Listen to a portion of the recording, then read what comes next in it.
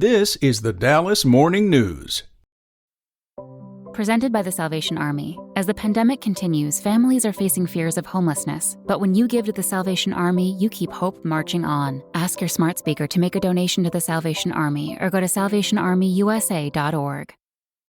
It's Friday, October 8th, and this is your Dallas Morning News. Today's weather, look for sunny skies and a high near 94. Tonight, expect a low near 69. Here are today's headlines.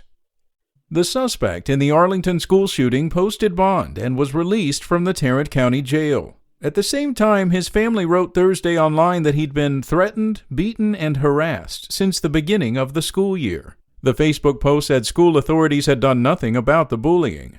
Timothy George Simpkins, 18, was taken into custody Wednesday afternoon about 1:20 p.m. after the morning shooting at Timberview High School in Arlington that left 4 injured. Simpkins had been held at the Arlington jail and transferred to the Tarrant County Jail about 9 a.m. Thursday. According to jail records, he faces 3 charges of aggravated assault and his bail was set at $75,000. He turned himself in with the help of an attorney, but it's unclear who represents him. Simpkins was placed on house arrest as a condition of his bond. He can't possess a gun and must stay 1,000 feet away from Timberview. In other news, 2 more Dallas fire rescue employees violated Texas emergency medical service rules while caring for patients, increasing the total to 6 since April. The Texas Department of State Health Services placed the EMS licenses of Russell Hervig and Bo York on probation status for 6 months, starting September 26th, after investigating a patient care complaint. Specific details of the emergency call aren't detailed in available state documents, but it appears to involve the same 16-year-old patient who apparently suffered a diabetic and mental health emergency in February 2020. 2 other Dallas firefighters in April each had their EMS licenses put on probation for a year in connection with a patient the same age around the same time. A State Department spokesman said the investigation is ongoing. The office has declined to provide more details, claiming EMS complaints and information gathered during an investigation are confidential by state law. Meanwhile, the Dallas County Sheriff's Department outspent its overtime budget by nearly $12 million last year, and the sheriff is blaming it on staffing shortfalls exacerbated by the COVID-19 pandemic. The problem has led to long work shifts among detention officers at the Dallas County Jail in West Dallas.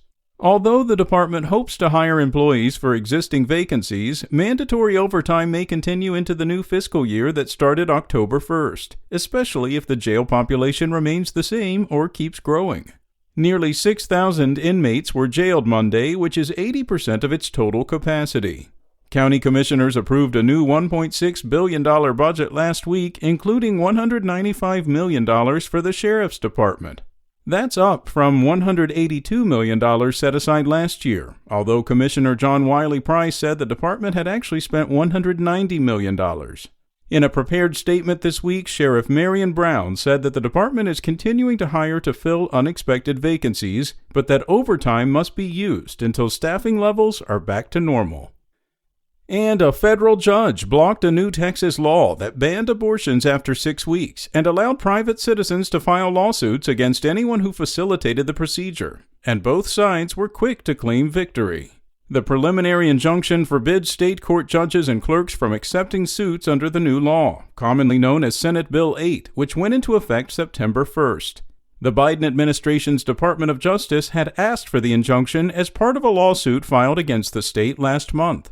Immediately after the ruling was filed, Texas appealed it to the 5th U.S. Circuit Court of Appeals, where an earlier lawsuit targeting the new Texas abortion law has languished.